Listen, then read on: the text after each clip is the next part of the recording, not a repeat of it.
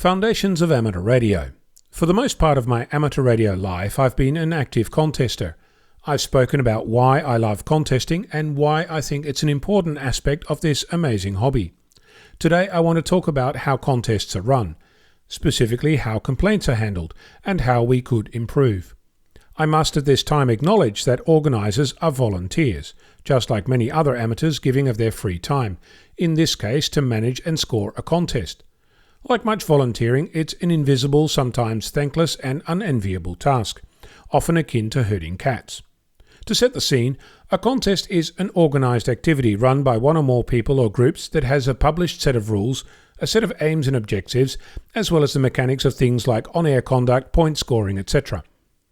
A contester who decides to participate in a contest is expected to read the rules, abide by them, and conduct themselves in an appropriate manner.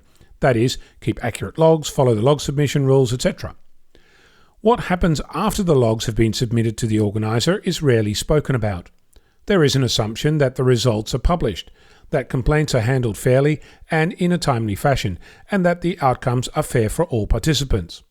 In my experience, it's understood that if the rules don't specifically exclude a particular event, like say using a satellite contact during a VHF contest, those are fair game. Of course, the response to such a thing is to update the rules to exclude that interpretation for the next contest. So there are rules for the contesters, but are there rules for the organisers? What happens if they don't do their part? What process exists then? What if the results take over a year to be published, or you witness cheating, or you submit a log that has a score that differs from the results? If you bring that to the attention of the organisers, what is a reasonable response, and how would you expect the issue to be resolved? In the past, any suggestion that there could be a place for a standard set of rules for organisers has been, in my experience, ignored or ridiculed, with the notion that we're all amateurs here, stop taking things so seriously. In my opinion, that's not a reasonable response, and it makes for uncomfortable interactions between contesters and organisers who are attempting to resolve a dispute in a civil way. In sailing, where participants are amateurs, as in non-professional sailors, contesting is alive and well. Most weekends see a sailing race on a local water and protests are common. A standardised set of rules exists to handle disputes in a formal manner, and raising a protest flag is the beginning of a set of steps that ends up with a ruling. In the case of contests in the amateur radio field, no such thing happens. As an example, I've personally raised a protest with a contesting organiser and have spent the past months attempting to get the results updated to reflect my actual score.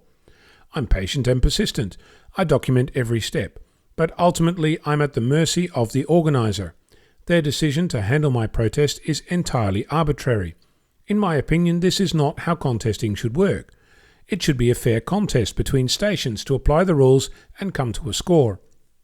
I've purposefully not named the contest or the organisers, since this is not specific to my protest. This is an issue that affects contests in amateur radio everywhere. What about looking at the sailing community and learning about their protest procedures?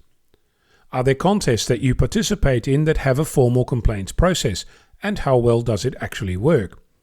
Have you ever had a contest protest that needed adjudicating, and how did that work out? I'm Ono, Victor Kilo 6 Foxtrot Lima Alpha Bravo.